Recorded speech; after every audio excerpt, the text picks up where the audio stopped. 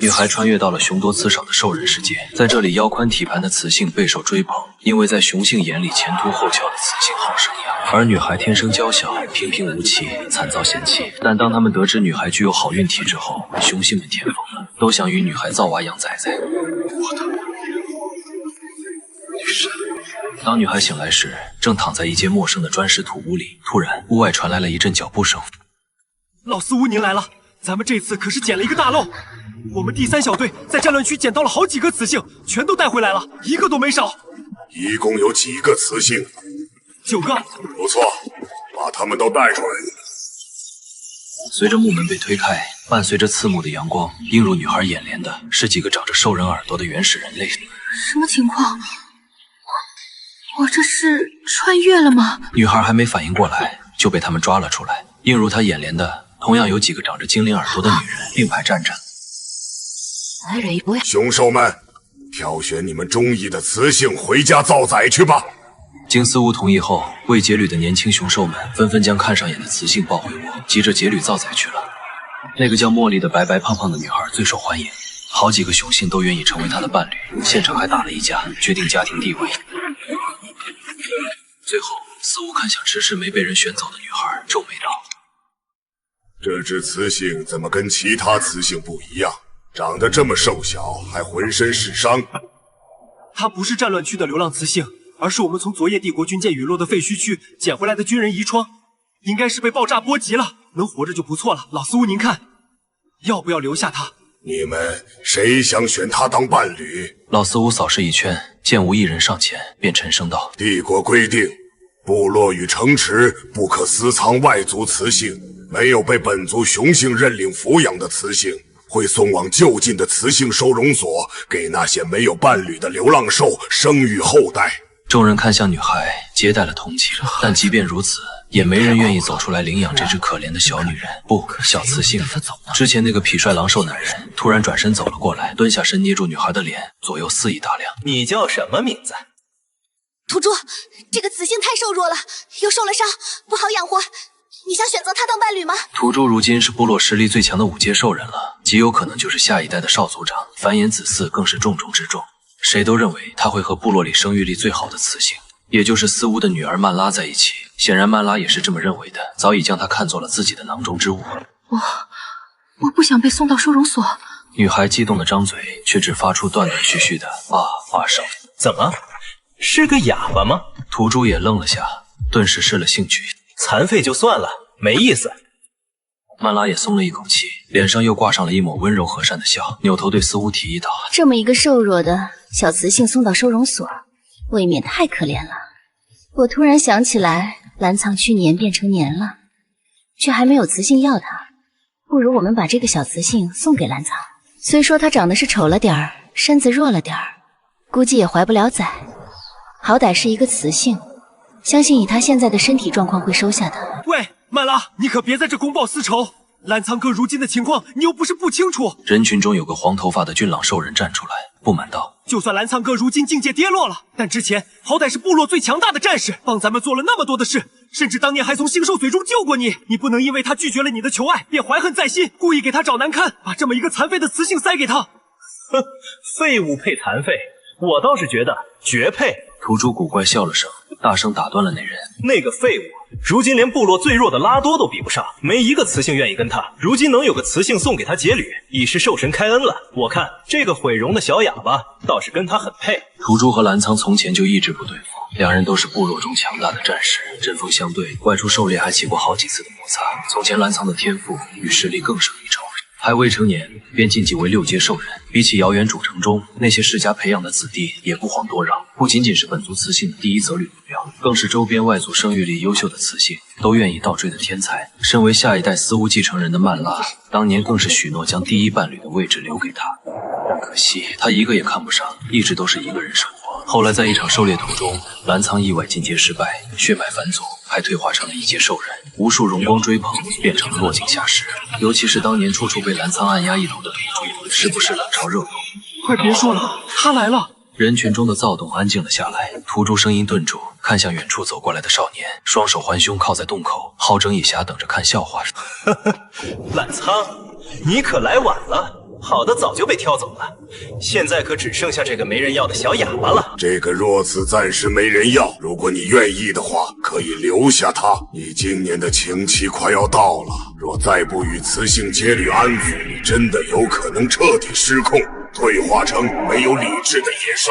我不需要。他正要转身离开，女孩突然从人群中跌跌撞撞跑出来，一把死死抱住了他的腰。少年身子一僵，低头松手。女孩仰起头，直勾勾盯着他。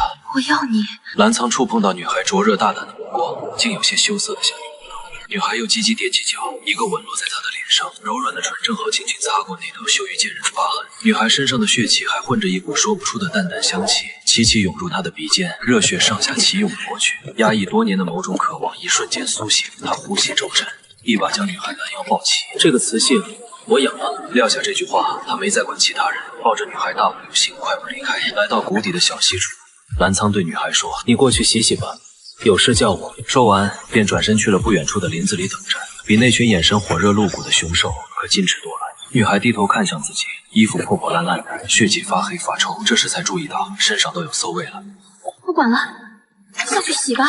突然，水面出现了一道高大挺拔的倒影。蓝苍不知道什么时候回来了，扔给了女孩一件衣服和毛巾，又瞬间消失在原地。女孩无语扯下头顶的衣服，洗了个战斗澡，从水里出来，快速用毛巾擦干身子和湿漉漉的头发，披上衣服。蓝苍靠在树后，目光落在女孩身上，特别是胸口，只短短一瞬，便有慌忙闪开，低头不敢再看一眼。地上脏，上来吧。他化作兽形趴在女孩跟前，山路还有很多碎石头，女孩没穿鞋，倒也没有矫情，坐在这匹足足有3-4米长的巨型黑狼背上，摸着手下这真实的毛绒触感，感叹道：“哎，看来是真的穿越了，人大变活兽的兽人世界啊！哎，也不知道自己还有没有机会回去。”蓝苍带女孩回了住处后，又离开了一段时间，带回来了几身雌性的换洗衣物。你应该饿了，我去做饭。他在冰箱里挑了些剩食，在厨房里忙活了大半天，端了一碗成色还不错的奶油肉汤，热气腾腾的，闻着就勾人。女孩乖巧的接过碗，小口抿了一口肉汤。哇，好喝！这男人的厨艺真不错。蓝苍见女孩几口便狼吞虎咽，把汤喝完后才暗松了口气。天色也不早了，蓝苍便抱着女孩去了寝室，床铺提前收拾过了，换了新的被褥。见他转身要走，女孩瞬间清醒了大半，伸手将他拉住。房间里只有1张床，你好好休息，我打地铺，有事的话可以随时叫我。他对上女孩这双迷茫无措的水润杏眸，心底最柔软的部分被触动。他很久没这么被人依赖过了。自从重伤后，他日日面对明里暗里的冷嘲热讽，没人能够承受得了从天堂跌落泥潭，被人踩在脚下羞辱的落差。年轻气盛的蓝苍更不例外。这几年来，他越来越厌世，甚至动过自杀的念头。此时突然觉得有个小雌性症似乎也不错，连日子都有了新的盼头。次日，蓝苍出门遇到了麻烦，和一只体型庞大的象牛兽缠斗。这种野兽是废墟区最为棘手的野兽之一，破坏力极高，防御力更是棘手。5级以下的兽人不幸遇上这种野兽，几乎没有活着回来的。蓝苍倒不是倒霉，碰上了这种难缠的凶兽，反而是他特意跑了大半个山头，蹲守了好几天。经历一整天的恶战后，凶兽体力不支，又被重伤了弱点，倒在了他的爪下。蓝苍赶回部落已是深夜，他轻手轻脚推门回屋，女孩激动地扑了上去，抱住了他。好大一会儿，他才深吸了口气，笑道：“这么晚还没睡，在等我。”女孩点点头，蓝苍心中顿时被柔情填满。好了，我无碍，快回去休息吧。蓝苍赶紧握住女孩的小手回屋，再这么摸下去，他真怕自己控制不住，提前步入发情期。深夜，女孩听见了黑狼独自舔舐伤口的声音。过了没一会儿，女孩身侧的床榻一陷，侵略性极强的男性气息扑面而来，将女孩整个人都笼罩在内。蓝苍离她很近，炙热微沉的呼吸落在耳侧，一只修长的手落在了女孩的唇上，将一颗石头似的东西喂到嘴里。奇怪的是，那石头在进入口腔沾上唾液那一刻，化作一股淡淡的暖流，顺着咽喉弥漫到四肢百骸，身体感到从未有过的轻松与舒服。蓝苍起身离开时，女孩一把环住他的腰，将他反勾到身下，柔软的吻落在了他的唇上。身下男人的气息一下子就紊乱了，落在女孩腰上的手也骤然收紧。蓝苍，女孩用手在他胸口描摹他的名字，还有自己的名字桑洛。蓝苍愣了一下，桑洛喜欢蓝苍。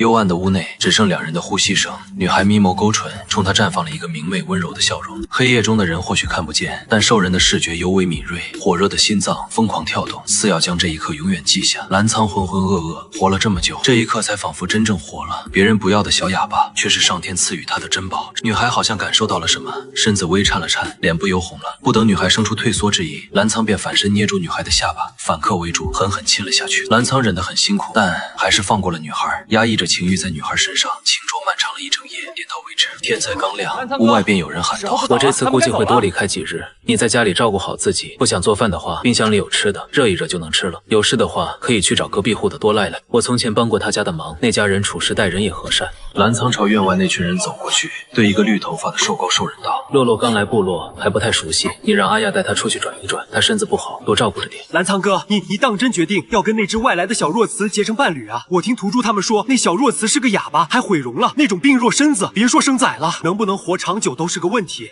澜沧哥喜欢就好了，又不是你的伴侣，你在这儿瞎操什么心？放心吧，小雌性在咱们部落待着，肯定不会受委屈的。你们在这里等我，正好多吉他们上午说要去东林林采果子，我让他捎带上那个小雌性。没多久，几只雌性结伴来找女孩，她也爽快地跟去了。雌性们出门大多会在身边带一两个兽夫，保护安全，也有几个像女孩一样年龄不大，还没结旅的雌性。伴侣数量少，人手都分去狩猎了，身边也没人跟着。不过5、6个年轻雌性同时结伴而行，足够惹人眼球了。一路上碰到好几个年轻单身的雄性兽人，都主动凑上来当护花使者，鞍前马后的。你是那天那只小雌性？不远处，一个黄头发的兽人快步走来。你好，我是阿泰。之前澜沧哥担任狩猎队队长时，我是他手下的人。澜沧哥他们这几天去捕猎了，你身边也没个人照顾的，你们要去哪玩？要不我护送你们过去吧。我前些日子见你不还是3阶吗？这么快就又突破了？厉蛮眯起狭长的猫眼，在阿泰还算强壮的身上打量了一圈，明显对他有点意思。我本来就停在3阶，快5年了，到达了突破的边缘。前些日子得到了一块成金，便一举突破了。4阶兽人啊，算是部落中年轻一代的强者了。部落几百号兽人，4阶加起来也不就10几个而已。女孩也顺着目光看向阿泰手臂，兽人的兽纹代表实力水平。通常在手臂或脖子上，他手臂上有4道比较浅的绿色兽纹，明显刚突破4阶没多久，实力还不太稳固。路程不远，走了没半个时辰，便到了东边的林子。看来你身上的伤都已经好了，还有力气在这里闲逛，真是不要脸。一道略显尖锐刻薄的声音传来，厉蛮看向不速之客。曼拉，你怎么来了？我们可没邀请你。哼，我可不是来找你的。曼拉扬起带着一贯的高傲脸，在看到女孩时，眼中快速闪过一抹嫉妒。这个雌性居然长这么好看，还好是个瘦不拉几基因缺陷的残废了，否则整个部落的强者都会被他勾走。外来雌性加入部落，按照规矩，须得先去族长和巫医那里将姓名记录在册。你如今迟迟不去拜访，不会真觉得科尔多部落是让一个外族雌性白吃白喝的地方吧？我现在便去拜访族长和巫医，真不知道还有这个规定。你从来没跟我说过。女孩用手指在厉蛮掌心传讯，让他代为转告。族长和我母兽平日里可是繁忙的很，哪是你一个外族雌性想见就见？来人，把他带去雌石那里。曼拉说着便要动手。雌石是专门测试雌性生育力的神石，每开启一次都要消耗很多能源，1年才会统一测试一次。部落雌性少的话，甚至几年才会开启一次。但曼拉是巫医的女儿，自然可以走后门。只要能测出这只残废弱雌生育力低下，就有理由把她赶出部落了。这时女孩也慌了，她是人类，又不是真的雌性兽人，哪能测出生育力？非我族群，其一必诛。这个道理在什么时代都不过时。若被兽人发现自己的真实身份，还不知道会面临什么样的结局。女孩手心冒汗，身体发抖。放肆！她是我的雌性，我看谁敢动她！意图行凶的虎兽被一脚踹飞在地。澜沧，你这是什么意思？难不成你想要违抗族长的命令？我不在乎她的生育力高低。没人能从我手中带走他，这是族长早就定好的规则，曼拉也只不过是按命行事罢了。你这是在违抗族长！曼拉身边一个4阶巅峰的雄兽人站了出来，国字脸，大块头，狠厉霸道，身高足有2米，气势上却并没有占据上风。曼拉脸白了又青，心中害怕极了。澜沧虽然一向对雌性冷漠，但从来没对人发过这么大的火。我可对他什么都没做，是他自己不守部落的规矩，我只不过照命行事。他住在科尔多部落，这么多天来吃的喝的，还有伤药，用的都是部落的物资，就应当遵守部落的规矩。我从没有动过部落的物资，伤药我早在巫医那里度过几十年。你是不是忘了？我并不是科尔多部落的兽人，你再也不是！你没有资格以部落为要挟赶走他！我们当年是老头拯救了你，你就要离开部落吗？我这么多年为科尔多部落所做的，足够报答老族长当年的救命之恩。澜苍抱起女孩，然后冷冷丢下一句：“如果族长真的这样说了，让他亲自来告诉我，否则再有下次，我绝不手软。”这一瞬间，仿佛从前的澜苍又回来了，冷傲孤绝，气势吓人，没人敢再多话。阿亚几人都看呆了。女孩被澜苍一路抱到家里，无数目光纷纷落在她的身上。女孩害羞地把脑袋窝进了他的胸口中，澜苍更是将她抱得更紧。别怕，有我在，绝不会让你出事的。他捧起女孩的小脸，看着那张骤然放大的俊脸，女孩心头一跳，低头抓住他修长手掌，轻轻在他燥热的掌心勾画了几笔。你真的不在乎吗？女孩知道自己身体没毛病，健康的很，但自己毕竟是人类，并不是真正的雌性兽人。女孩心里想着，人类和兽人之间应该是有生殖隔离的吧？麦拉说的没错，他跟我在一起，真的有可能会绝嗣。兽氏对繁衍似乎很看重，无数雄兽们为了讨好雌性，得到血脉子嗣，能把命都豁出去。他真的是这么想的吗？还是情急之下故意说给旁人听的？我可能真的没有生育力，所以才被部落抛弃了。女孩小心翼翼试探，紧张等着他的反应。澜苍愣了下，没说话，沉默良久。你能不能生孩子，我不在乎，但我的孩子只能是你生的，否则我不会要。女孩心跳加快，她其实一直都没有放弃过回到原世界的想法。一开始主动亲近讨好澜苍，仅仅是因为人生地不熟，需要找一个大腿，保障自己的安全，以免被送到那个雌性收容所。此时女孩的心中真的泛起了涟漪，心情复杂，不知道该说什么。澜苍见女孩低头不说话，以为她还在为自己没有生育力而黯然神伤，安慰地摸了摸她的头，也没有说什么，便回家了。早上，女孩听到院外传来很热闹的动静。今日是城内集市的日子，我倒是差点忘了。科尔多部落100公里多外有一座很繁荣的城池，每年只会在寒季前举行一次集市。集市上有很多在部落中不常见的好东西，甚至有西大陆那边流通过来的科技产品。我这次离开的时间应该会稍微长一点。澜苍看了一眼外面越聚越多的人影，又转过头，认真叮嘱他道：“等完成那边的事情，我会尽快回来的。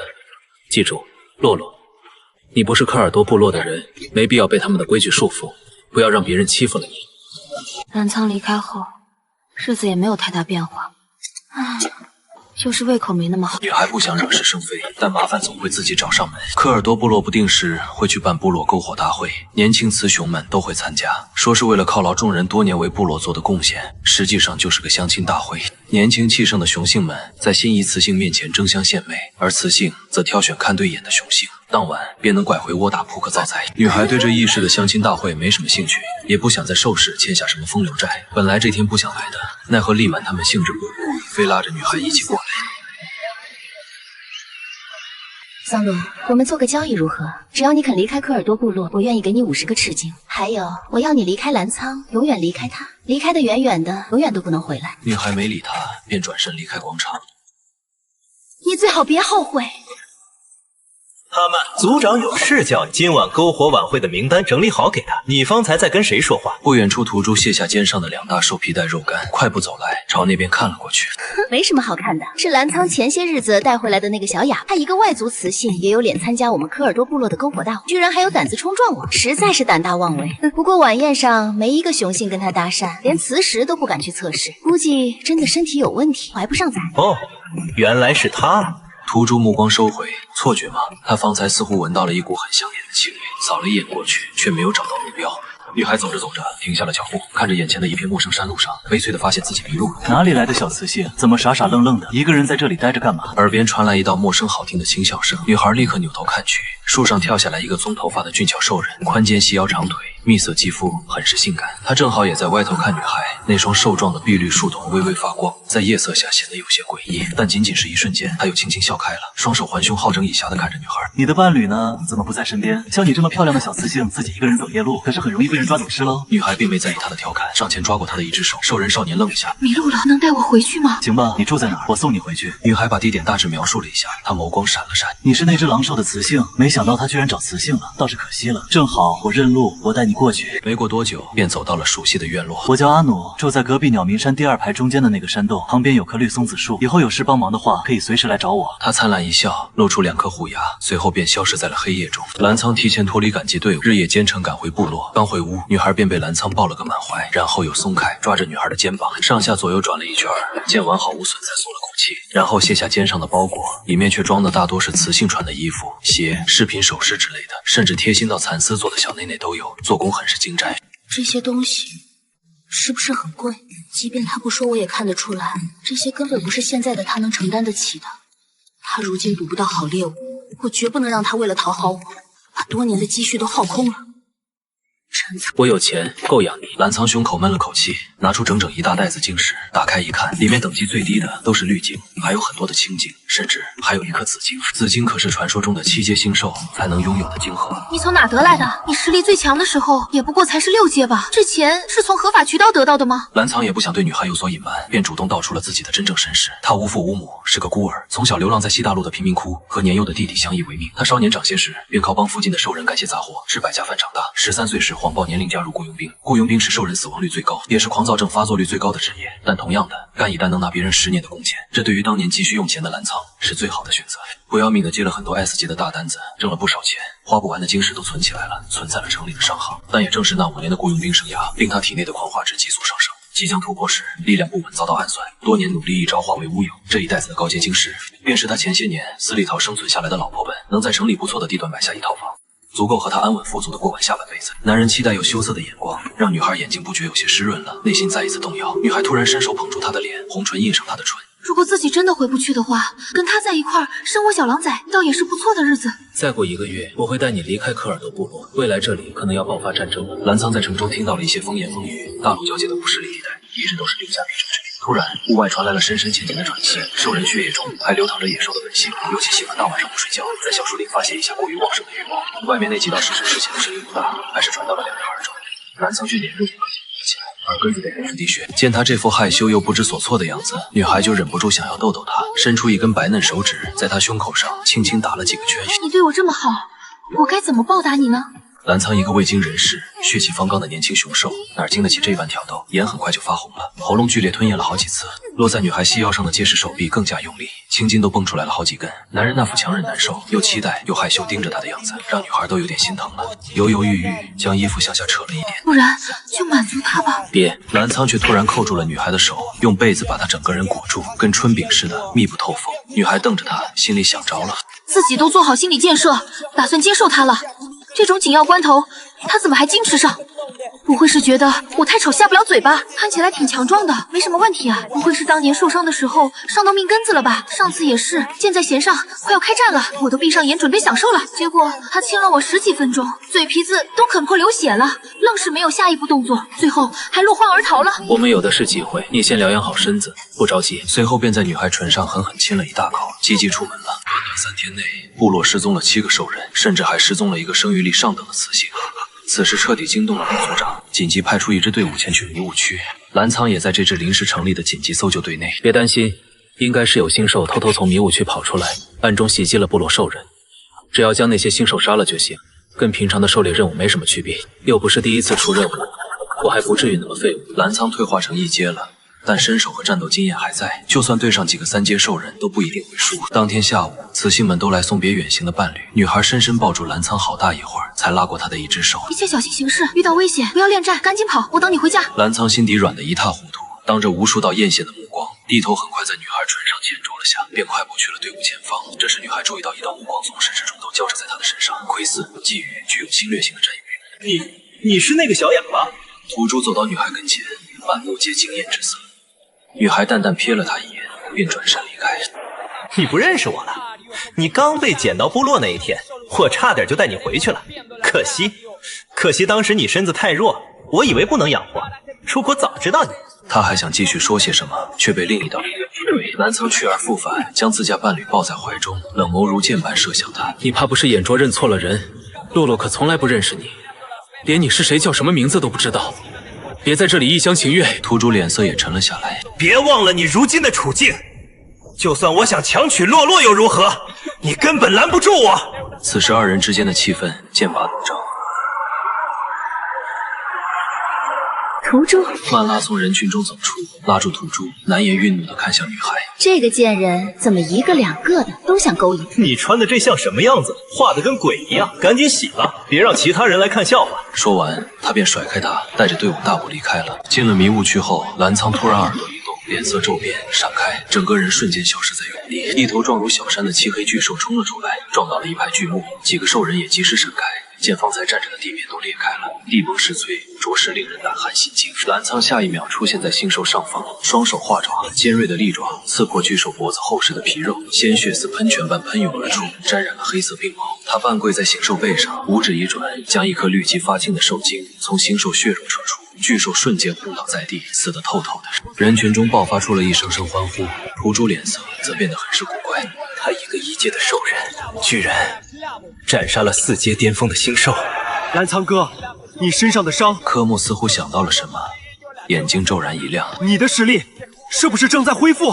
澜苍并没有捏碎晶石吸收，将其擦拭干净后，便丢在了腰间的袋子中，淡淡的嗯了一声。他这段日子其实也有所察觉，自己的实力似乎正在缓慢恢复，似乎正是在遇见女孩后，尤其是每次同女孩亲近时，他都能感觉到自己的狂躁值有所下降。我怎么觉得自从遇见了那只小弱雌之后，澜苍哥你的状态就越来越好了？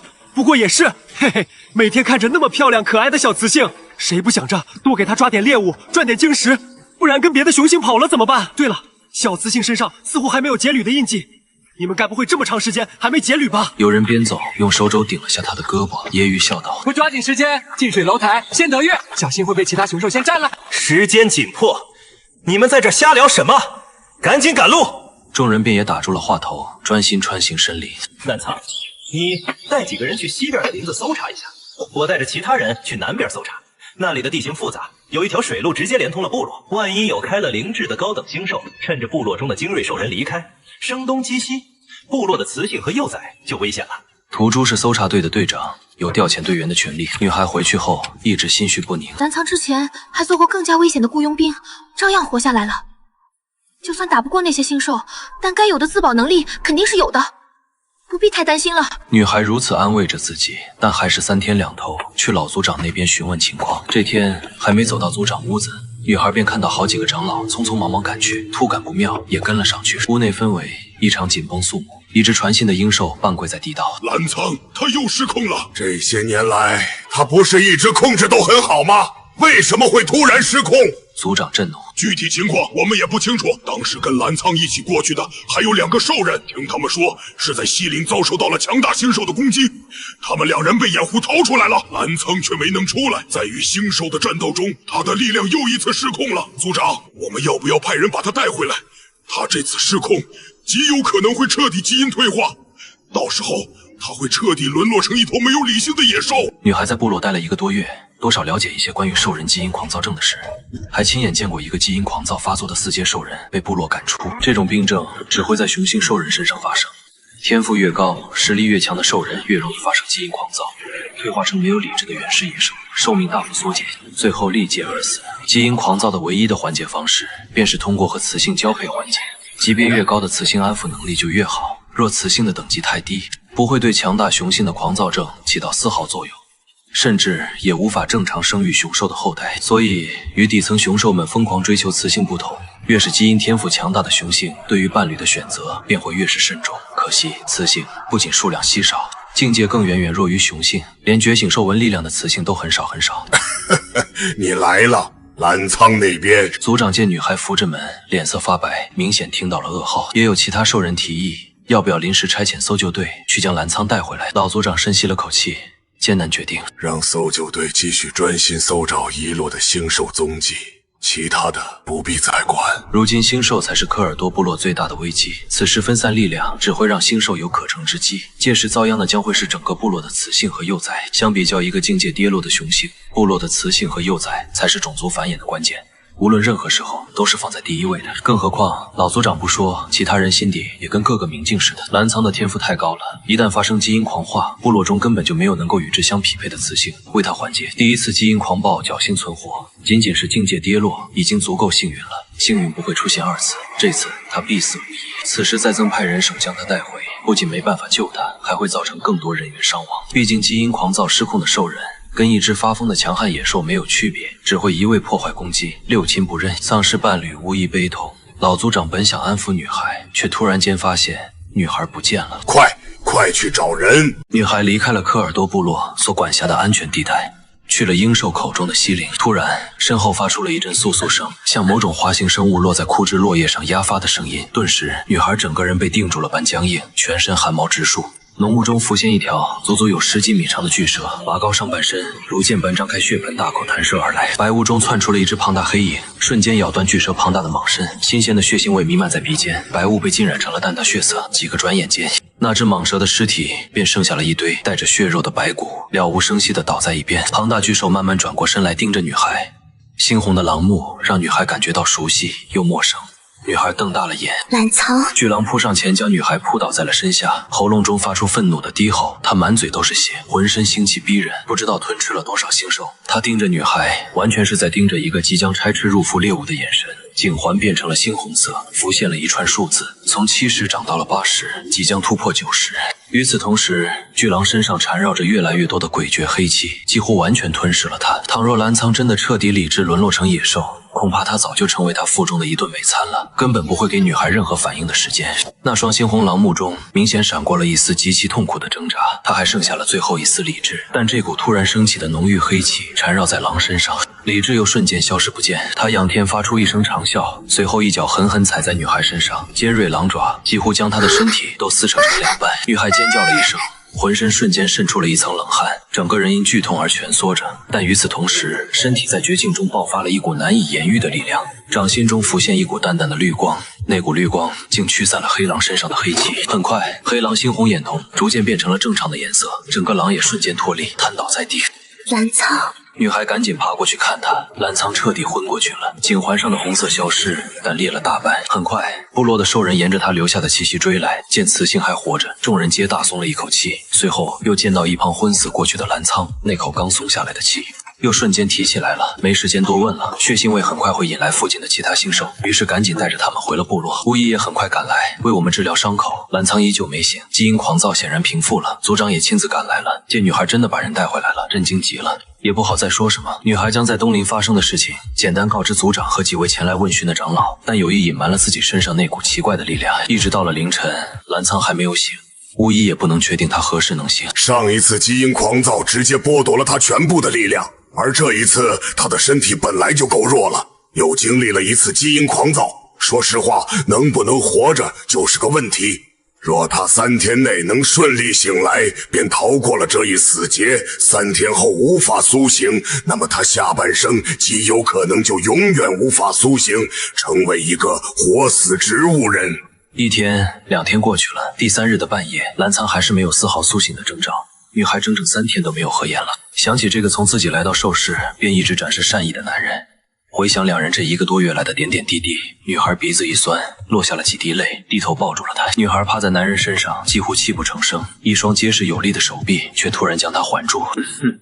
轻点，碰到伤口了，这么在意我？男人把女孩紧紧抱在怀中，带着无尽的眷恋，低哑声音含着难掩的温柔轻笑。啊，澜苍，洛洛，你的嗓子好了。澜苍惊异未定，又把女孩抱回自己结实修长的大腿上，左右打量，确定不是自己重伤出现幻觉了。哼，我才不是哑巴，之前受伤，声带撕裂不能正常发声。不过多亏了你这段时间给我喂的受精，那些晶石对身体有很好的疗养功能，不仅身上的伤恢复的差不多了，嗓子也好了。女孩就着跨坐的姿势，双臂揽住他的脖子，情难自禁在他俊脸上着了一口。谢谢你，澜苍。澜苍脸一下子红了，他还是第一次听女孩说话，跟他想象中一样好听，甜甜软软的，又似鸟雀般清脆温柔，心都软化了。一时间狂喜万分的心情需要用行动化解。他拉过女孩的一只手臂，低头便要去亲。女孩突然皱了下眉，嘶了一声，澜苍忙停下动作，扯开她的衣服一看，半边胸口上包扎了好几圈的绷带，绷带中隐隐有血渗出。他刚刚那一扯，把女孩的伤口又扯开了。对不起，洛洛，你受伤了，是我伤的你。他没有自己狂躁症发作时的记忆，但这几道爪痕很明显是兽化的他留下的。澜苍的声音有些颤抖，似喜似悲。你去找我了？女孩点点头。对不起。他又一遍道，心疼极了，给了自己一巴掌。唉，我可是费半天劲才把你带回来，你好不容易醒了，可别再作践自己。这几天你就待在家里好好养伤，你若真觉得对不起我，那就罚你把巡查时遇见的事情一字不落告诉我。当时到底发生了什么？你怎么会突然爆发狂躁症？一场意外。澜苍皱眉，他当时带了2个兽人去西陵那边巡逻，西陵那边的地势很是陡峭，一般情况下星兽不会在那片地域游荡，就算有的星兽在西陵栖息，大多也是些等级不高的星兽，但凡有点灵智的高阶星兽都会选择东陵那条隐蔽性极好的水路，扮演偷袭部落，所以他带的人手很少。可出乎所有人意料的是，西陵居然出现了6阶星兽。6阶星兽在这片区域算得上地头蛇了。从前的澜沧并不畏惧6阶星兽，但如今的他实力跌落，就算这段日子实力有所恢复，也封顶5阶。这只6阶星兽跑出去，第一时间会危害部落。他当即便掩护那2个兽人出去通风报信，并和那头星兽缠斗。战斗与鲜血会极大的诱发兽人体内的狂躁基因，狂躁诱发程度和天赋是正比存在，这才出现了之后的事情。倘若他当时多带几个兽人过去，或许还能有一战之力。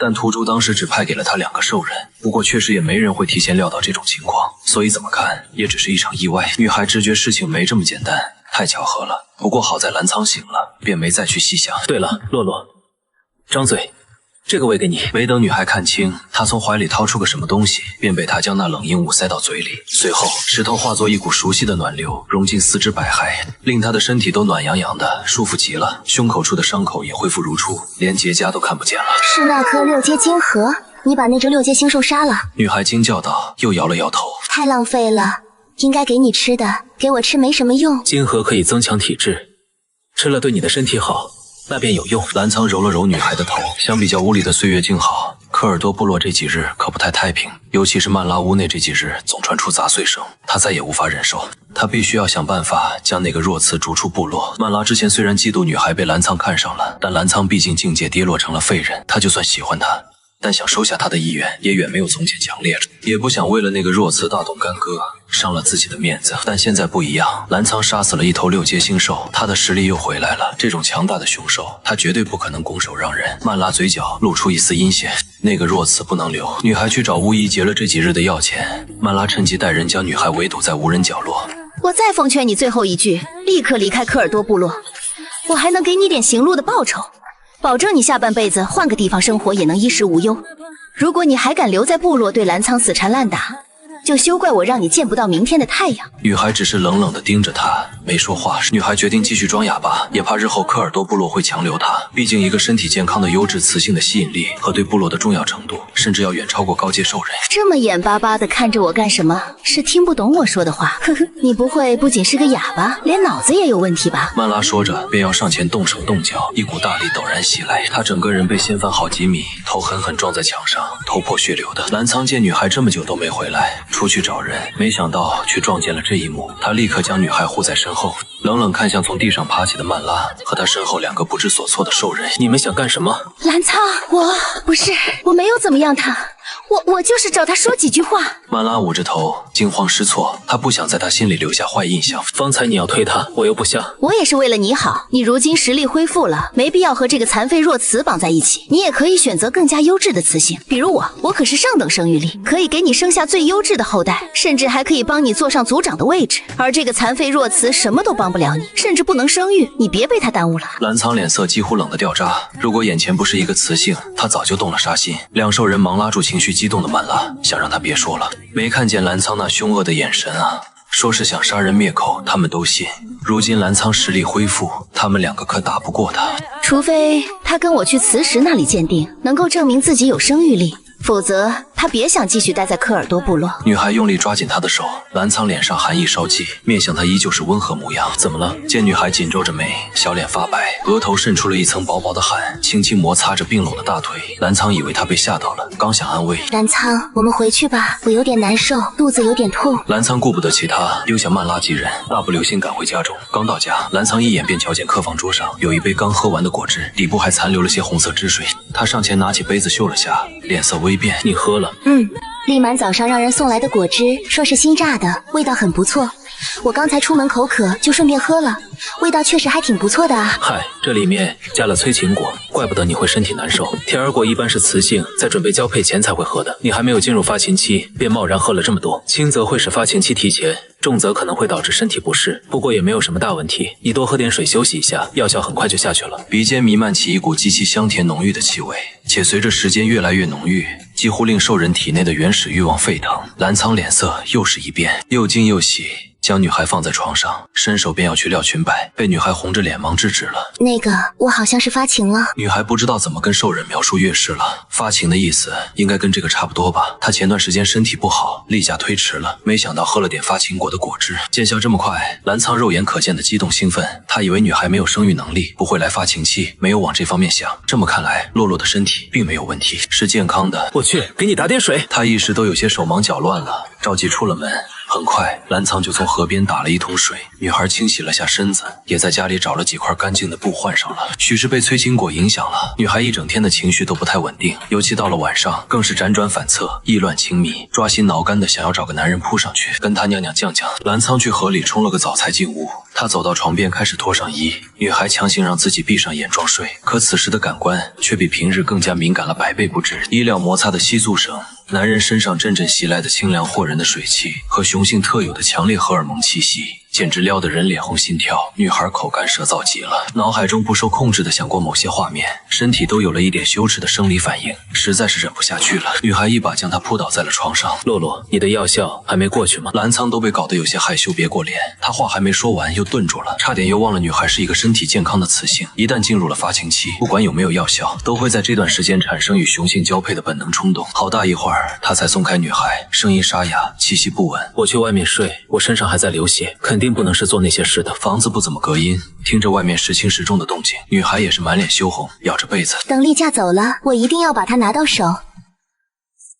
第二天，蓝苍照常出门捕猎，甚至比之前捕猎更勤了，加班加点，经常大半夜快天亮才回来休息一小会儿，天不亮又走了。蓝苍清楚自己纯粹是在发泄精力，他这几天晚上太急躁了。雌性发情时分泌的信息素对雄兽是绝杀，狼兽的嗅觉那么灵敏，这几天对他而言简直是身心的双重折磨。再在他身边待着什么都做不了，他是真的会发疯的。他们两个煎熬的分居了几天，蓝苍今晚狩猎完回来比往常早了点，女孩上前给他喂了杯水，喝完后他才回过味来，眼瞳微缩了下，还没来得及开口，便被女孩用唇堵住了嘴。蓝苍脸红到滴血，双手扶着她的腰，不知所措。我不流血了。女孩贴在他耳边，咬了咬发烫的耳朵。蓝苍眼睛骤亮，但还是克制着没有动。你准备好了？我想要你。蓝苍气息一下子就不稳了，喉结滚了又滚，眸色深沉，似暴雨来临。他跟真正兽人雌性的体质果然还是不一样的。铁儿果对兽人雌性只有一时药效，但对女孩而言，药效几乎久久不散。只要一看见蓝苍，他就疯狂的想贴上去干些不可描述的事情，还会随着时间推移，这种冲动越来越剧烈。跟磕了春药也没什么区别，看来自己不找个男人那啥，一下是没办法了。不如速战速决，长痛不如短痛。完事后，蓝苍额头也布满了一层细密的汗珠。他看着怀中衣服凌乱、沉沉睡去的女孩，脸上满是禁足幸福的笑，亲了又亲，才抱着女孩去洗了洗身子。饭做好了，我出门捕猎，记得起来吃。女孩懒懒地嗯了一声，眼还是闭着的。这一觉睡到了中午，有人在外面敲门喊人，女孩才慢悠悠穿好衣服下床，倒没有想象中的腿疼腰酸，反而神清气爽极了。女孩站在镜子前照了照，镜中的女人乌发雪肤，脸色红润，被滋润得相当光彩照人。突然间感受到了什么，体内那一丝神秘的力量居然长了一大截。之前那股力量似一根细细的几乎看不见的蛛丝，现在几乎成了绳子般粗细，强韧而有力。莫非我修炼的是合欢宗道法，专吸阳气的那种？张乐，你在家吗？今天天气很好，我们一起出去摘果子吧。门外有人又喊了一遍，是多吉他们。女孩拿起墙角的竹篮，来了。一路上几个雌性都欲言又止，脸上藏不住的八卦。丽满是个藏不住话的，凑在女孩身上嗅了一圈，嘿嘿一笑。我送你的催情果汁不错吧，可算是结旅了。丽满再次拉住女孩，想要从她口中探听些私密之事。我听说昨晚你们两个折腾的挺厉害呢，连隔壁的兽人们都听到声音了，还是整整1个晚上。话音未落，女孩的脸瞬间变得通红。这些兽人的耳朵都如此灵敏吗？竟然连这种事情都能听得一清二楚。几个年轻雌性说说笑笑结伴而行，到哪儿都格外吸人眼球。不少未结旅的雄兽们凑了上来，想方设法展露身材献殷勤。今天天气确实不错，部落中小半的年轻雌性都出来玩了。曼拉似乎忘了前几日的事，看见他们一伙人点了下头，只是目光在触碰到女孩脖上的红痕时，眼中还是快速闪过了一抹阴动。河水清澈，底下的岩石和鱿鱼都见得清楚，还有很多足足有半个手掌大的河虾。雌性们都嘴馋了，让伴侣们捕些鱼虾回去吃。秋后难得的大晴天，兽市温差很大，白天温度有些燥热，有几位雌性抵挡不住清凉河水的诱惑，率先跳入河中嬉戏玩耍。其他雌性见状，也纷纷跟着下到河里一同玩乐。你们快看，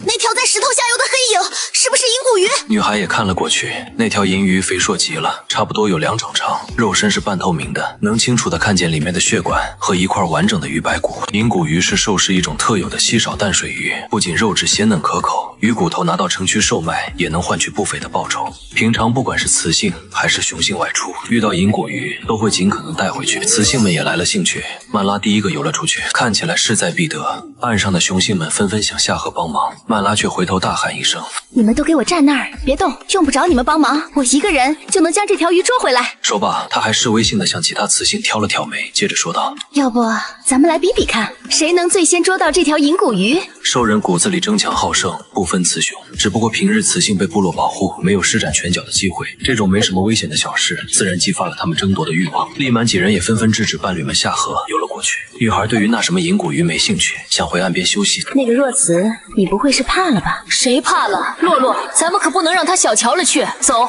今儿个非得把那条银骨鱼给抓到，好好杀杀他的威风不可。利满一边说着，一边紧紧拉住女孩往前游。越往河流深处游，一股若有若无的吸力盘旋在下方，原本清澈见底的河水渐渐浑浊，远处的河水开始发蓝、深蓝，河中心地带那块区域甚至隐约发黑。中心河域很深，下面危险，咱们最好不要过去。没事，伴侣都在旁边看着呢，不会出事。银骨鱼似没有发现雌性们围堵而来，依旧泰然自若，在石头底下游来游去。眼看着距离越来越近，20米、15米、10米、5米，河底猛然窜出来一只庞大黑影，破水而出，是一只流浪蛇兽。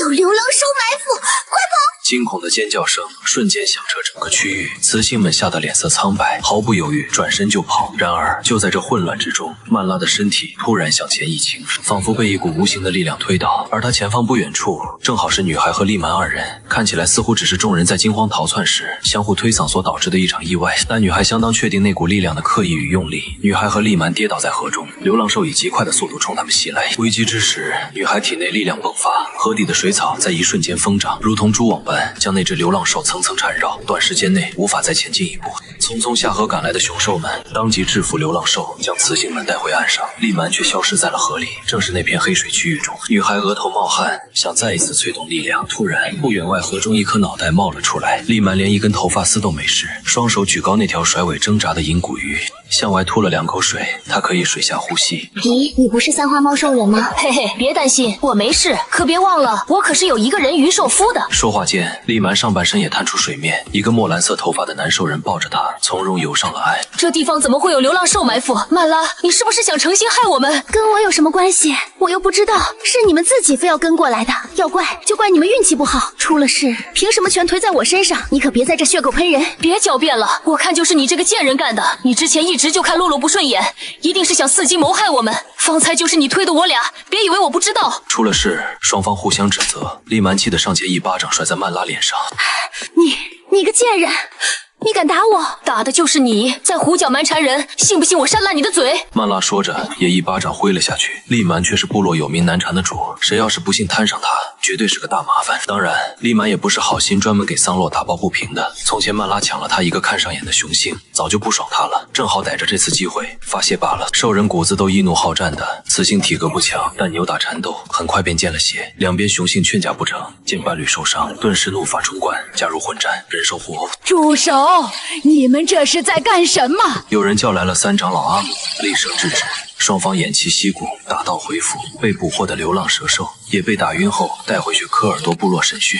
你便是澜沧家的那个小雌性吧？长得确实水灵，怪不得部落中那几个年轻雄兽对你念念不舍。不过你这副身板看着确实有点弱，有时间去雌石那里测试一下生育力，再多找几个雄性多多交配，否则以后恐怕真的怀不了崽了。女孩目目望天。他可不像兽人一样有根深蒂固的繁衍本能，整天把交配生崽放在第一位。跟雄性多交配能强身健体，雌性大多体弱，难以觉醒异能，就算有也微乎其微，难以修炼。但找更多的雄性交配，就可以得到力量滋养身体。有的强大雄兽掌握了天赋力量，若能拿到他们第一次交配泄出的元阳，便可以得到他们的一部分力量。若能怀上有天赋力量的子嗣，母体也可以复制腹中子嗣的天赋，化作自己的天赋力量。3长老见女孩一副懵懵懂懂，心想这小雌性怕不是真撞坏了脑子，连这些都不知道，便多说了2句。靠，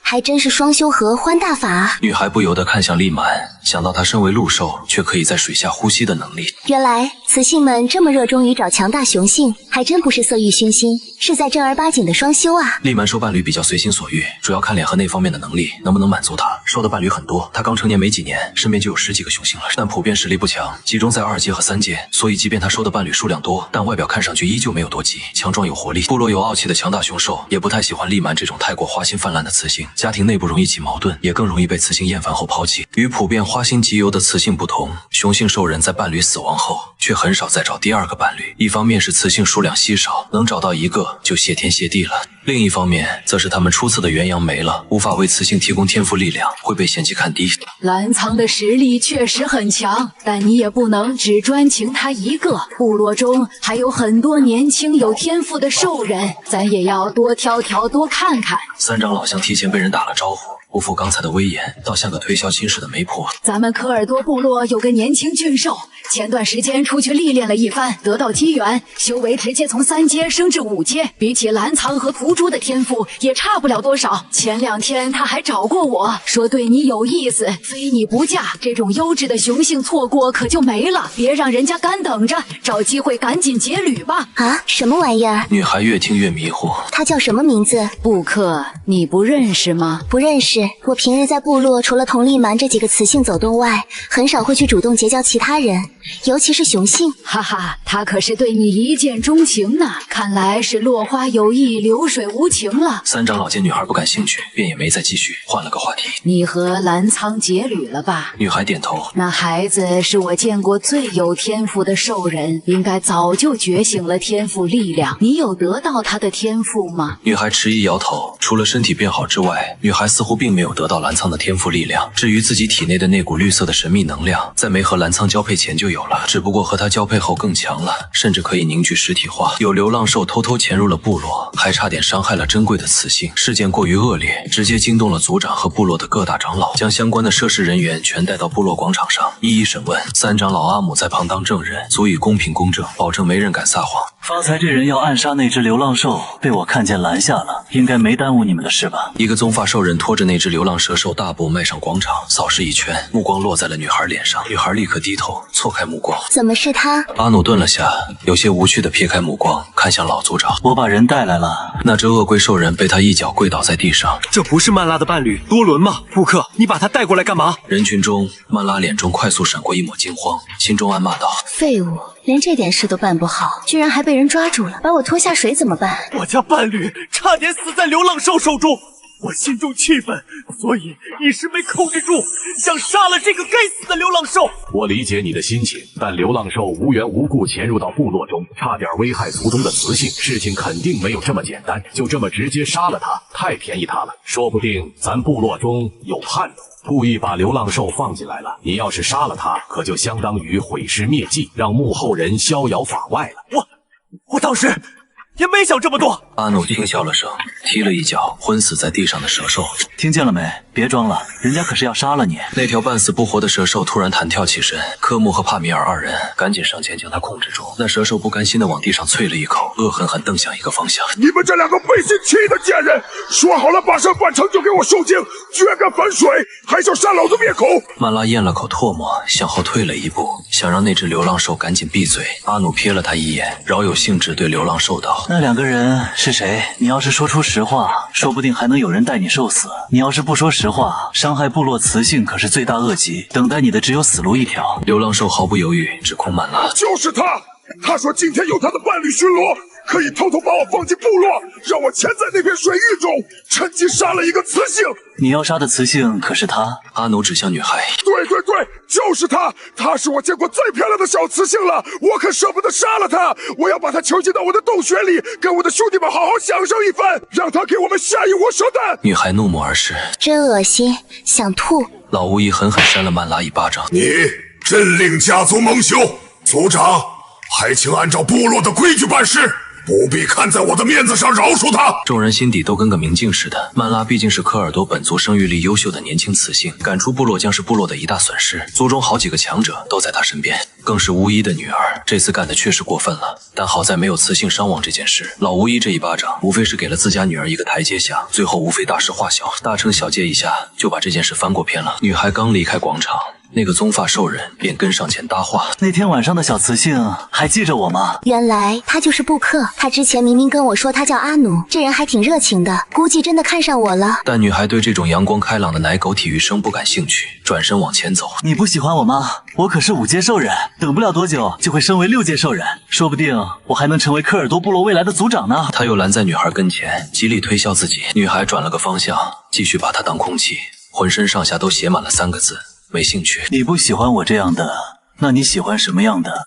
澜沧那个样子的。呵呵，他那副皮子确实还不错，我也挺喜欢的。这个人在说什么？女孩停下来，一脸莫名其妙盯着他看。这人不会是个男童兽吧？僧多粥少，有时也确实会出现这种情况。听说有人还会嫉妒雌性，故意来找雌性的麻烦。靠，我可不想刚走了个雌情敌，又来了个雄情敌。女孩是真的怕了，快步回了家。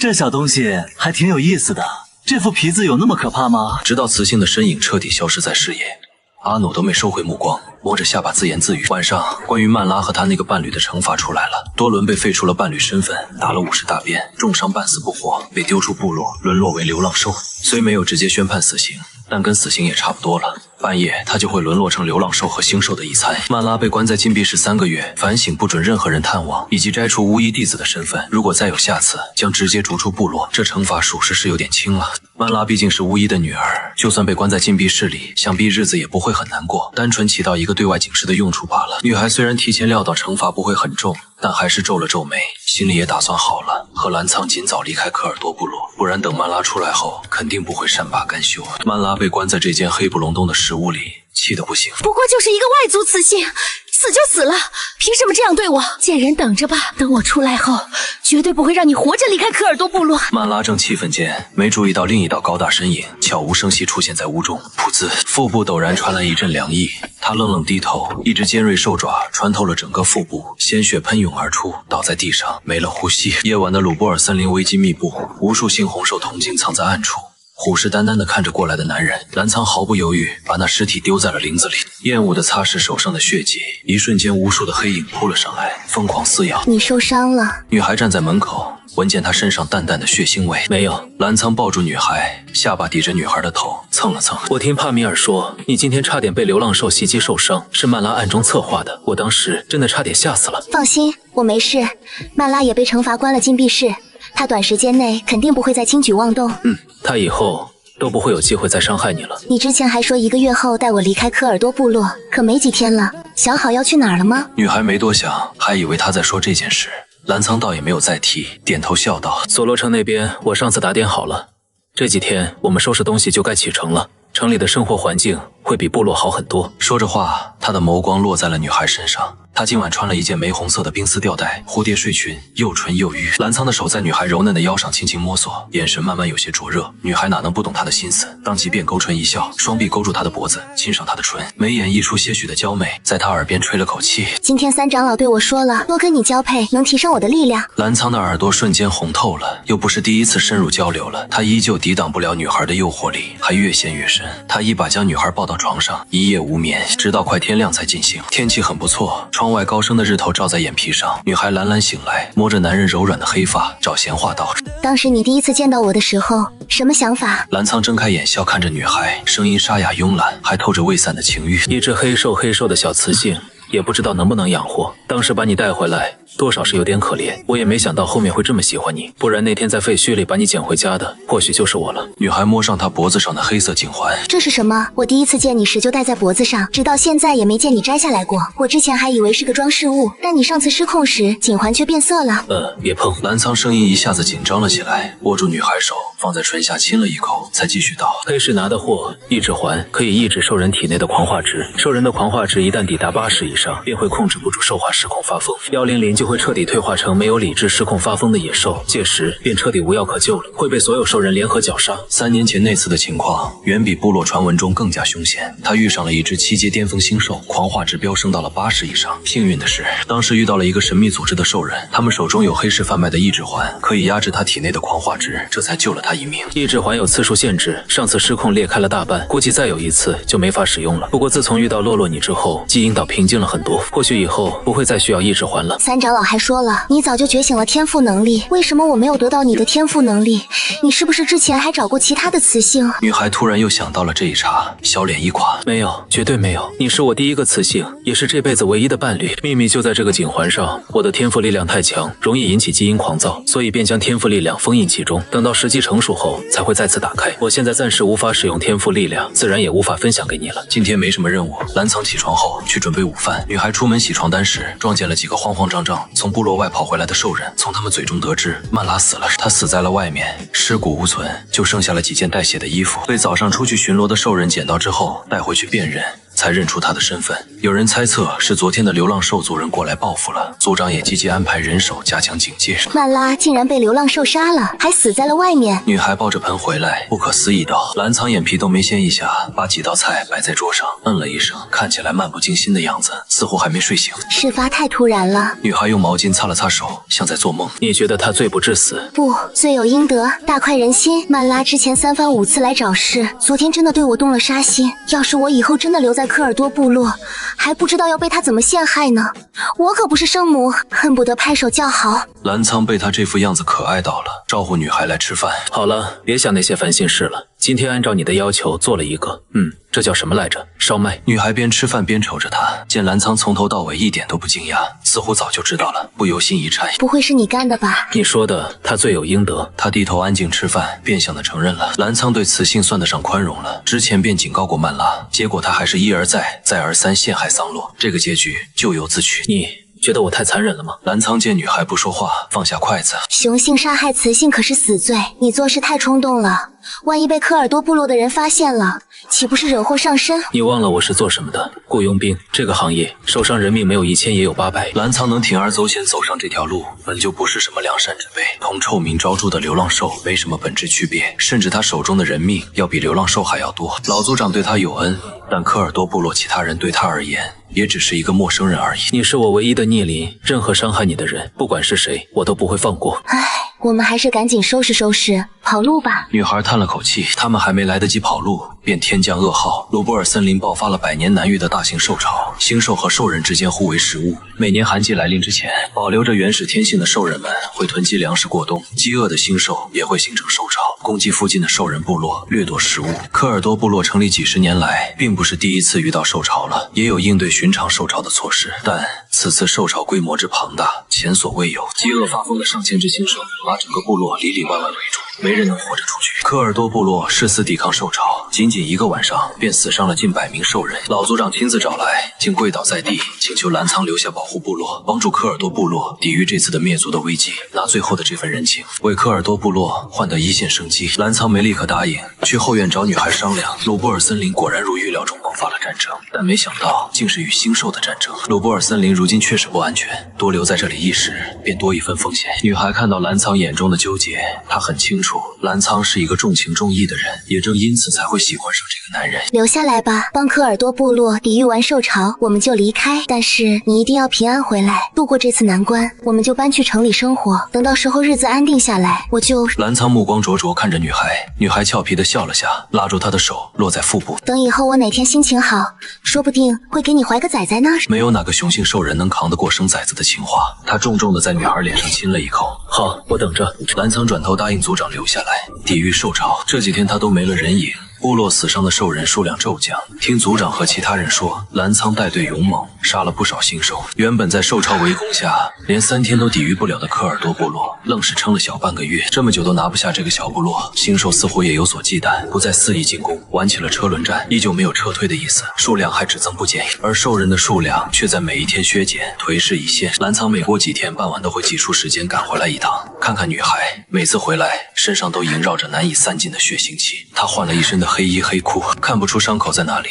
但女孩能猜出她身上的伤一次比一次严重。这次的受潮是一场硬战。寒季来临前，卢布尔森林爆发了一场暴雨加雪，温度骤降，黑云压城，外面电闪雷鸣。明明是白日，却仿佛一瞬间提前步入了夜晚，没有一丝光。一道惊雷猛然将天幕劈成两半，整个世界一瞬间亮如白昼。窗外出现了一道高大熟悉的血淋淋的身影，女孩呼吸一紧，赶紧去开门。刺骨的寒气夹杂着风雪和血腥味传到鼻尖，澜沧几乎是倒在了女孩怀中，脸色苍白的吓人，唇角还流着血。她身上的衣服早就变得破破碎碎的，满身伤口暴露无遗。女孩的眼泪一下子就夺眶而出，紧紧抱住她，哽咽着说不出话。不管在外面受多重的伤害，澜沧从来不会让女孩看见。这一次，她却来不及整理身上的伤口，浑身是血回来了。澜沧一关上门，便迫不及待紧紧抱住了女孩，冰凉的唇吻上她的唇，肆意掠夺，感受到她急切热烈的渴望。女孩一时惊得都忘记了反抗。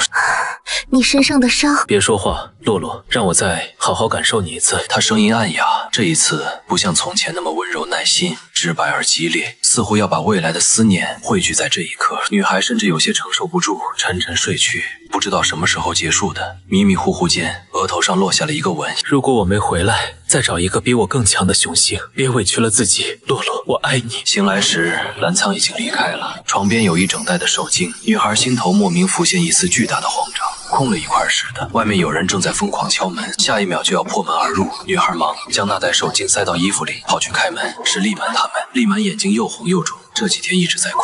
她有3个伴侣死在了这场战役中。洛洛，我们快跑吧！科尔多部落注定沦陷了，守不住了，再不跑就来不及了。门外不仅有丽满，还有很多他眼熟的部落雌性和幼崽，他们都收拾好了包裹。身边的雄兽数量明显削减了大半，大部分身上都带着伤。部落的其他兽人呢？不是还有很多兽人在部落外面和星兽搏斗吗？等他们回来发现部落没了，找不到人，他们该去哪里找我们？部落外已经没有兽人活着了。女孩浑身一惊，向后踉跄了一步。不可能，澜沧还没回来呢，怎么会？柯木紧绷的身子也颤抖着。澜沧哥，今天早上独身一人闯进了兽巢，失踪了，再也没有回来。他不敢再往下说了，在场所有人都心知肚明，不可能有人能从兽巢中活着出来。我们遇到了一头7阶巅峰的星兽王，就是当年差点杀了澜沧的那只，而且这次那头星兽王的力量更强了，远不是我们这种级别的兽人能抵御的。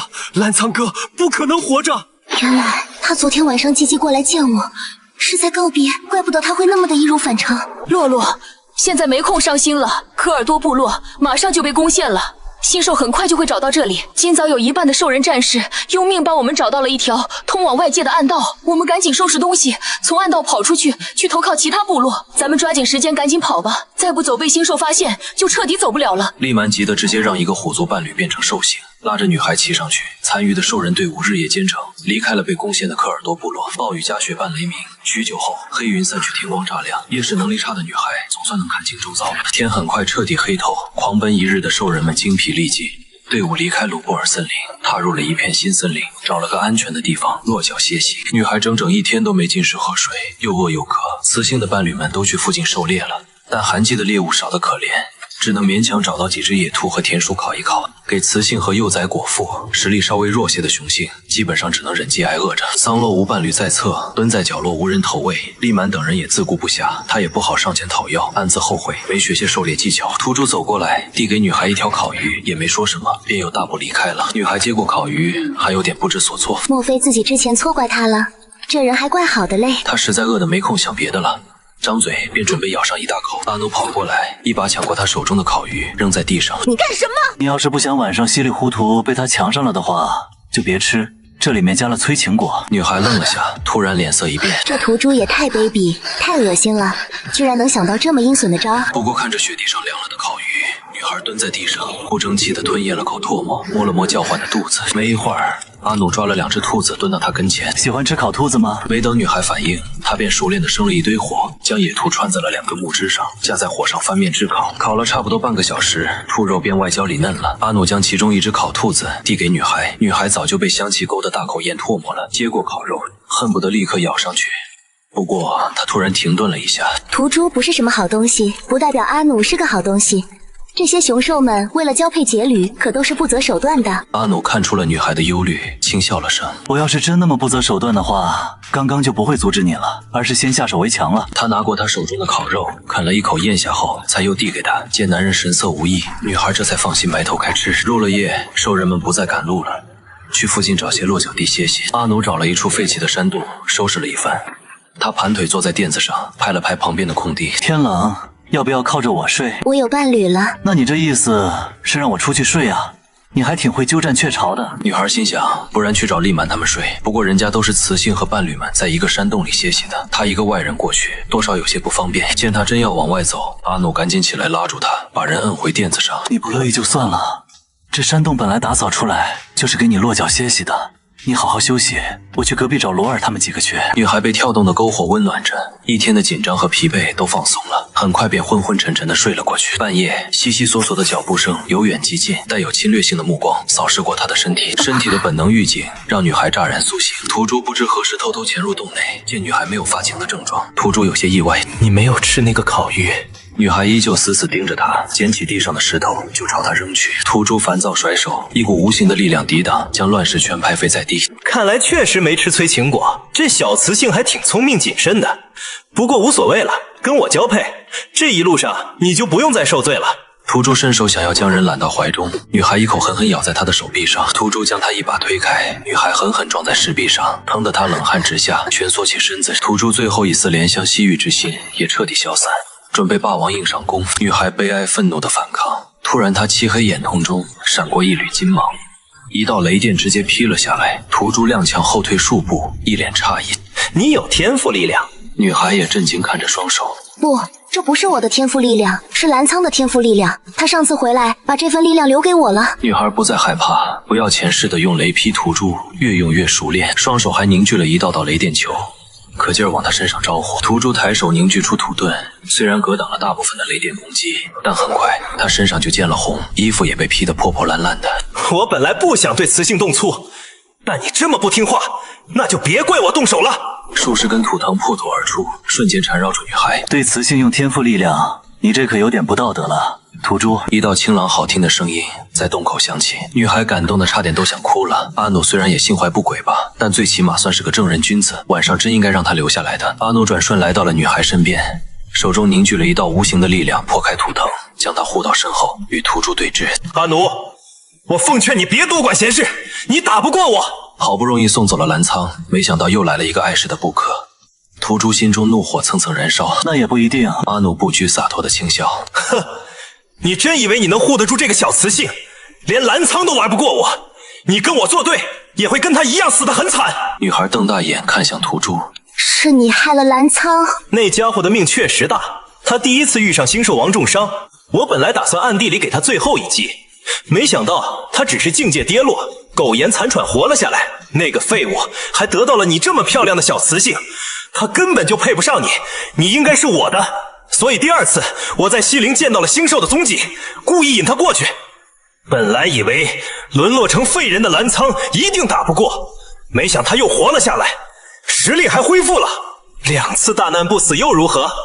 那废物终究还是不得兽神宠爱，这次终于死在了星兽口中，你还是乖乖跟了我，还能少受些苦吃。土猪说着便大笑了起来。土猪，这些事竟是你干的？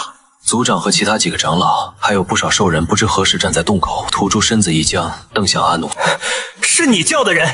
要不是阿努告诉我们你对雌性意图不轨，我们还真不知道你背地里干了这么多龌龊事，还害死了澜苍哥。是又如何？以科尔多部落如今的处境，难不成老族长你想将我驱逐出部落吗？土猪只慌乱了一会儿，便又笑了，更为猖狂。澜苍已经死了，回不来了。你们若想要将我驱逐出部落，我大可现在就离开。不过走之前，我要带上这个小雌性。土猪边说着话，暗瞥了二长老一眼。二长老心领神会，立刻走到老族长跟前，低声道：“土猪说的也不无道理。如今部落正是用人之际，澜苍死了，只剩下土猪能够成为主心骨了。此时将他驱逐出部落，恐怕部落内部会……洛洛，如今你身边也没个人照顾，不然你还收下屠猪吧。就算不喜欢，但是一个5阶巅峰的伴侣对你而言也没有害处，是你现在最好的选择。多吉上前一步，也不忍劝道，他是很看重部落团体利益的一个人，此时也是选择站在了部落这一边。女孩心中不免讽刺，倘若澜沧知道他保护的科尔多部落要让他委身于另一个雄性，不知还会不会为这个部落如此肝脑涂地，甚至丢了一条命。屠猪见状更是笑得得意，伸手便要来抓他。若你决定离开科尔多部落，便抱紧我。阿努突然伸手揽住女孩的腰，低哑惑人的声线在他耳边低低响起，好似另一个陌生的男人。女孩毫不犹豫抱住了他，眼前白光一闪，下一刻来到了一处陌生的山地。瞬移，不，空间跳跃，怎么做到的？底层兽人都是贪婪利己的，你离开那个部落是正确的选择。外面的雪越下越大了，阿努又瞬移带他来到了一处新的山洞，暂作落脚的歇息。女孩若有所思，推开了他。饿了吗？要不要再吃点东西？阿努也没在乎女孩突然的冷淡，依旧笑望着他。女孩没回话，耐人寻味盯着阿努。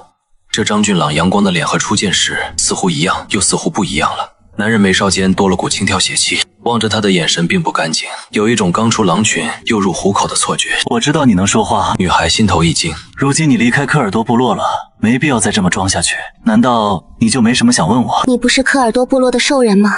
为什么这么着急诱导我离开部落？你到底想做什么？女孩也不想再装了，冷静下来，她越觉得这事处处透着古怪。我想要你，你身上好香，我很喜欢你，我们交配吧，给我生一个子嗣。这就是你一直跟着我的理由吗？没错，我看中了你的生育能力，从第一眼见到你时，我便察觉了你的与众不同。你身上的气味和其他兽人雌性很不一样，我敢保证你能为我的种族诞下很多基因优秀的子嗣。你到底是谁？阿努布克，或者都不是？你给我生个孩子，自然就知道了。阿努松开女孩的下巴，搂住了她纤细柔嫩的腰，准备脱她的衣服。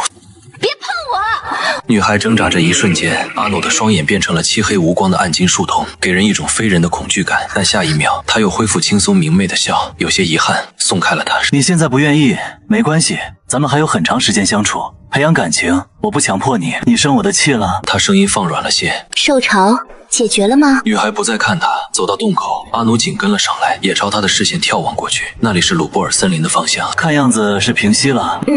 我饿了。附近应该有不少猎物，你想吃什么？我去给你找。他又笑了起来，显然很享受照顾雌性的过程。随便什么都行，我不挑食。好，你待在这里等会儿，我很快就回来。他往火堆扔了把柴火，瞬间消失不见。女孩走出洞口张望，确定阿努彻底离开后，深呼了一口气，鼓足勇气跑了出去。方向正是科尔多部落所在的鲁波尔森林。女孩始终不相信澜沧就那么死了。若他还活着的话，一定会去部落废墟找他的。惨白的晨光从云层中破开，足以让人看清前方的路。暴雪依旧下着，桑洛跑得越来越慢，不得不一步步从积雪中艰难拔出腿向前迈去。周遭温度也急转直下，他被冻得瑟瑟发抖，头发丝上和睫毛上都落下了白色的碎雪，整张脸被冻得通红。桑洛摸了把脸，烫极了，脑袋也晕乎乎的，身体灌了1000时的沉重。眼前的景色重影，分辨不出方向。不知何时，一群野狼从四面八方聚集而来，将他团团围堵，退路全都被封死了。这群星兽饥肠辘辘，一只干瘦的灰狼冲他猛扑了过来。女孩身体绵软无力，连天赋力量都难以使出。一只黑色的匕首突然间从眼前划破，那只狼兽瞬间劈成2半，骨肉横断面，清晰利落。温热的血溅在了他的脸上。阿奴抱住女孩，左手向上一抬，几十柄力量凝聚的黑色利刃，瞬间将野狼群开膛破肚。兽巢被消灭了，但附近依旧有很多星兽。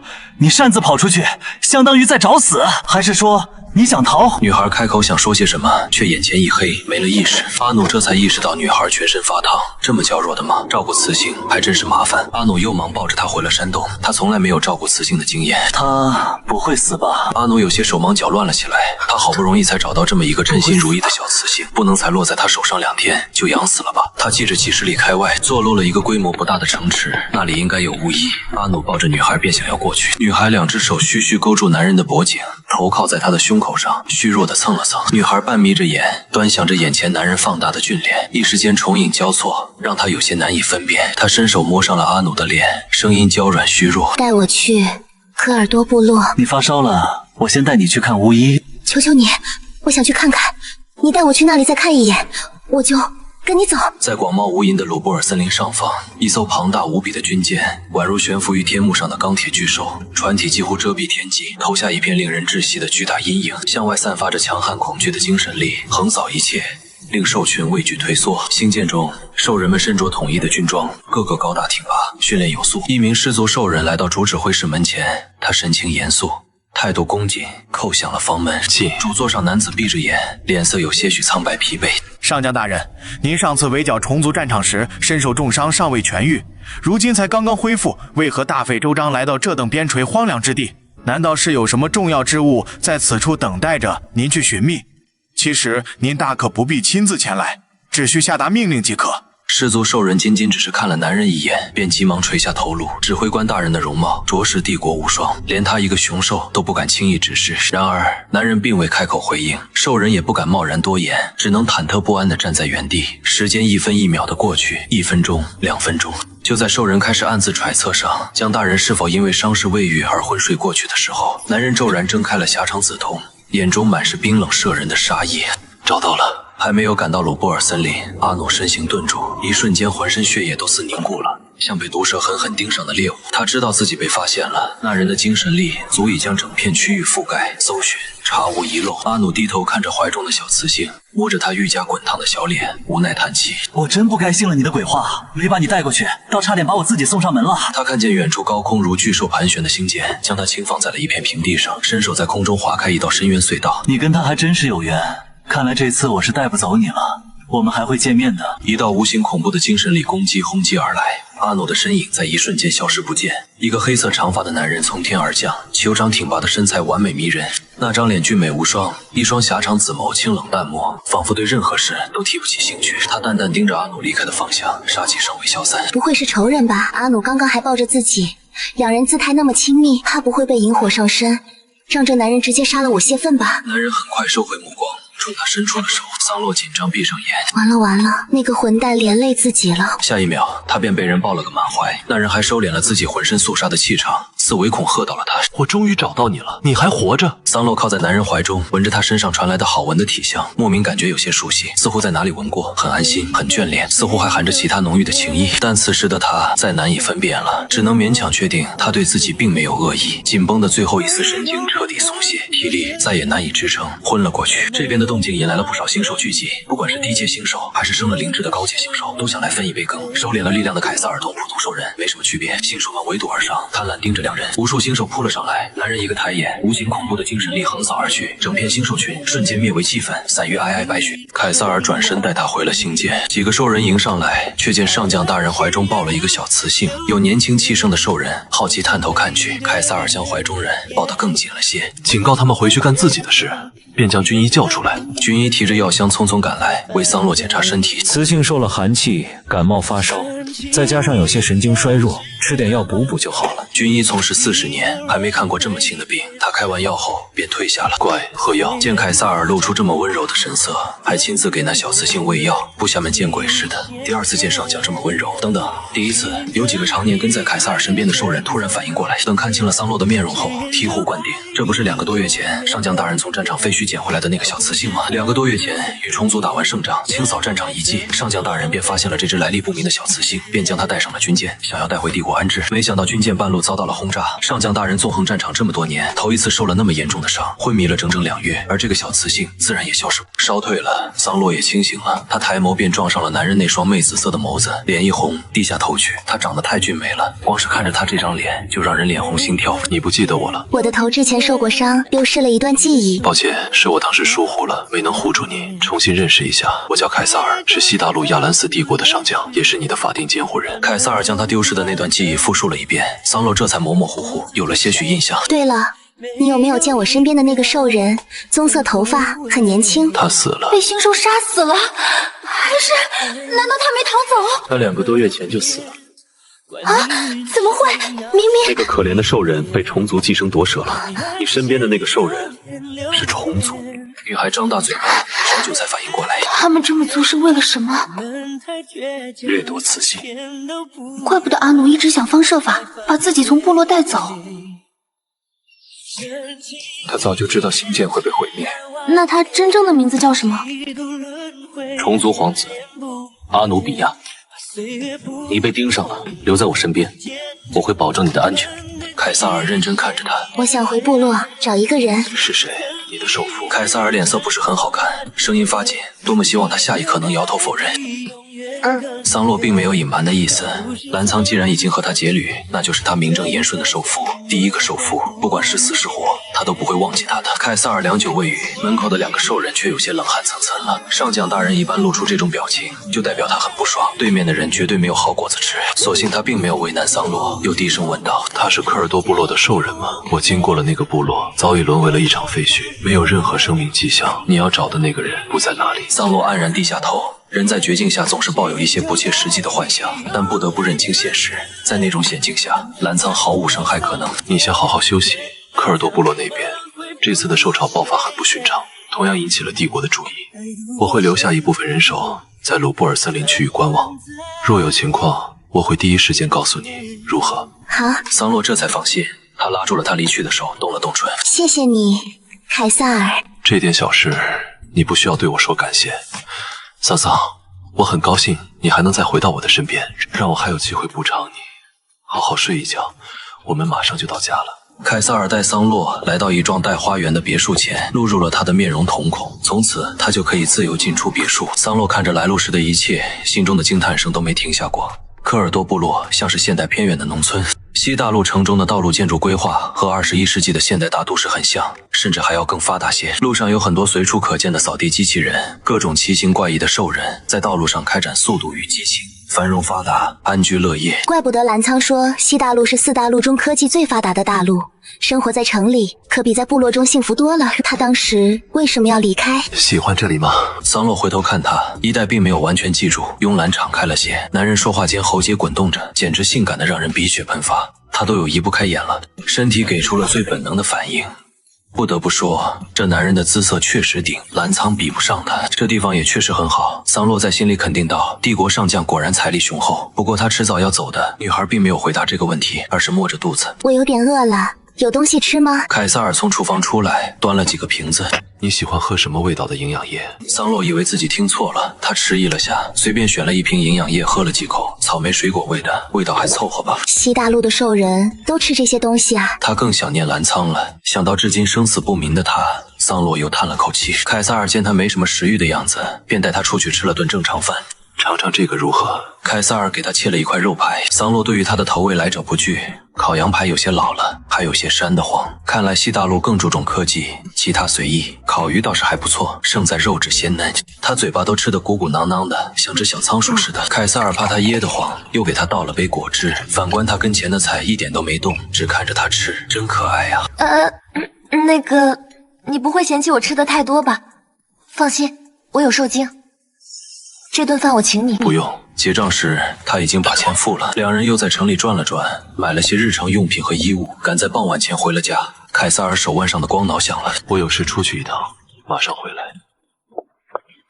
等凯撒尔离开后，桑洛也没有闲着，去了书房。书房内部堪比一个小型藏书馆，各类典藏书籍分类清楚。桑洛找到了一本叫做《星际编年史简述》的书籍，仅有1纸厚。合上书，他的猜测得到了证实。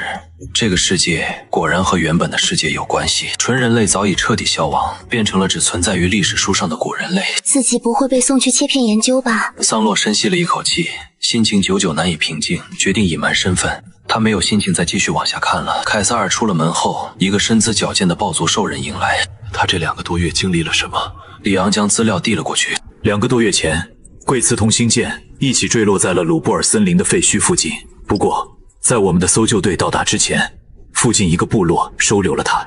贵茨在科尔多部落也确实有一个狼族伴侣。凯撒尔低头翻看资料，里昂见他神色平静，并没有生气，才继续道：不过上将大人可以放心，鲁布尔森林发生的这次兽潮规模确实不小，科尔多部落大半兽人都战死在了这场兽潮中，那只狼兽也在兽潮失踪了，凶多吉少，8成已经。我并没有从军方那里听到兽潮后续，只听说鲁布尔森林出现了一只7阶巅峰的新兽，才导致附近部落几乎全部灭亡。根据我们最新测量出来的数据而言，那只星兽并不是7阶巅峰，已经突破7阶，是半步王阶。这种边陲之地居然会出现如此高阶星兽，那只半王界星兽如今在何处？半王级别的星兽可遇不可得，以他如今的实力，普通晶核无法提供助力。这种半王级别的兽精刚刚好，星兽残留的能量消散了。搜查队昨天上午发现了那只星兽王的尸体，兽精被人挖去了。李昂打开光脑，有第2个录像，大人您要看呢。一道虚拟光幕浮现，一只如同龟蛇的庞大星兽，高约数百米，每走一步地动山摇，身后跟着黑压压的兽群成千上万只，如同蝗虫过境，所过之处全部被夷为废墟。各大部落的兽人们都向外逃命，唯有一个黑头发的年轻兽人尚未撤退，但他势单力薄，显然不敌。他明显已经体力不支，一把扯掉脖子上的几乎裂开的颈环，手臂上的兽纹数量猛增，7道极其浓郁的紫纹。随后，他整个人化成兽形，浑身缠绕着金色闪电的庞大黑狼冲杀进了兽巢中。与此同时，天地震荡，低沉黑云裹挟着无数道金色雷电横劈而下，与星兽王进行殊死搏斗。星兽王的实力明显胜于兽人，但那兽人却愣是怎么打也打不死。最后，他几乎只剩了最后一口气，硬生生将星兽王给耗死了。雷系天赋，还是攻击力最强的金雷系。凯撒尔目光微凝，想起了什么。这只狼兽是哪个部落的兽人？根据我们调查，鲁布尔森林此前并没有诞生过这种级别的兽人，应该并不是鲁布尔森林的原住民。这只狼兽应该并不是贵茨的那个伴侣，我派人打探过了，他的伴侣只是科尔多部落的一只普通狼兽，而这只狼兽是变异雷云狼，并不是同一个人。我看未必。还有一段录像，狼兽杀死星兽王后，立刻挖出兽精，连一次喘气的时间都没有落下，便拖着伤痕累累的身体狂奔回科尔多部落的废墟。他似乎很着急的在找什么东西，把每一片房屋坍塌的废墟都刨开了，本就颤抖的爪子更是鲜血淋漓。随着时间流逝，他的情绪越来越低迷，狂躁，翻遍了附近的废墟，却只翻出了无数具面目全非的尸体。他悲痛仰天长啸，后来趴在废墟最高的那块乱石堆上，静静等了3天3夜后，便离开了此地。仪器检测到他的狂化值突破了80，应该是正处于失控状态，但他似乎还保留了一丝理智，居然没有忘记找人，倒是跟其他失控发疯的兽人不一样。他现在在何处？那只狼兽行事十分谨慎，并不像普通部落兽人，反倒像是经过训练的军雄，反侦查能力极强。他很快便发现了我们派出去的人手，甩掉了搜查队，和兽巢一起消失了。对了，还有一件事，我们的人在废墟现场找到了那只狼兽掉落的颈环，上面有群星组织的标记。凯撒尔戴上白色的皮质手套，从密封袋中拿出断裂的颈环，颈环的背侧有3颗碎裂性的标记。这是帝国最大的反叛军群星的组织标记，这只狼兽极有可能与反叛军有关。凯撒尔没说话，手指在颈环上面捻了下，沾染了些许发黑的血迹。拿去化验。派遣在鲁布尔森林的那些人暂时先不用回来，继续驻扎。遇到情况立刻给我汇报，尤其是与科尔多部落有关的事，以及那只狼兽的行踪。